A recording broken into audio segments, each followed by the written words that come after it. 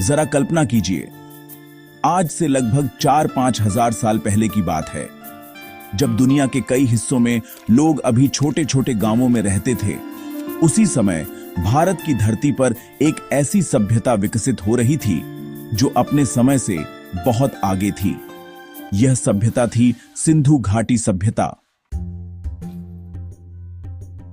सिंधु नदी और उसकी सहायक नदियों के किनारे बसे इन शहरों में जीवन बहुत ही व्यवस्थित था। जब पुरातत्वविदों ने इन शहरों की खुदाई की तो उन्हें देखकर वे भी आश्चर्यचकित रह गए। इन शहरों की सड़कें सीधी और चौड़ी थीं। घर पक्की ईंटों से बने होते थे। लगभग हर घर में कुआं और स्नान घर था। सबसे हैरान करने वाली बात यह थी कि पूरे शहर में नालियों का एक व्यवस्थित जाल बना हुआ था, जिससे गंदा पानी आसानी से बाहर निकल जाता था।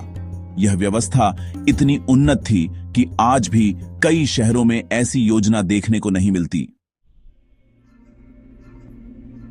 इस सभ्यता के दो सबसे प्रसिद्ध नगर थे, हड़प्पा और मोहनजोदड़ो। मोहनजोदड़ो में एक बहुत बड़ा स्नानागार मिला है, जिसे आज ग्रेट बाथ कहा जाता है। इतिहासकार मानते हैं कि यह स्थान किसी धार्मिक या सामाजिक अनुष्ठान के लिए उपयोग किया जाता होगा।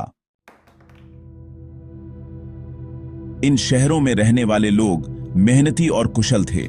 वे खेती करते थे, खासकर गेहूं, जौ और कपास उगाते थे। वास्तव में दुनिया में कपास के उपयोग के सबसे पुराने प्रमाण भी यहीं से मिले हैं।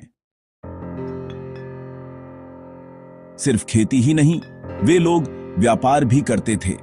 मिट्टी के सुंदर बर्तन, आभूषण, मोतियों की माला और छोटी छोटी मोहरें बनाते थे। पुरातत्वविदों को ऐसे प्रमाण मिले हैं कि सिंधु घाटी के लोग मेसोपोटामिया जैसे दूर देशों के साथ भी व्यापार करते थे। इस सभ्यता के लोग कला और शिल्प में भी बहुत निपुण थे। खुदाई में मिली नाचती हुई कांस्य की मूर्ति और पशुपति जैसी मुहर उस समय की कला और कल्पना शक्ति को दर्शाती हैं। इतनी उन्नत नगर योजना, स्वच्छता की व्यवस्था, व्यापार और कला के विकास को देखकर इतिहासकार मानते हैं कि सिंधु घाटी सभ्यता भारतीय इतिहास का एक स्वर्णिम अध्याय थी। हालांकि समय के साथ यह महान सभ्यता धीरे धीरे समाप्त हो गई।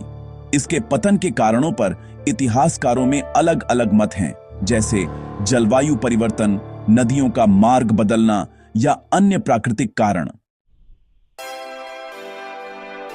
लेकिन आज भी जब हम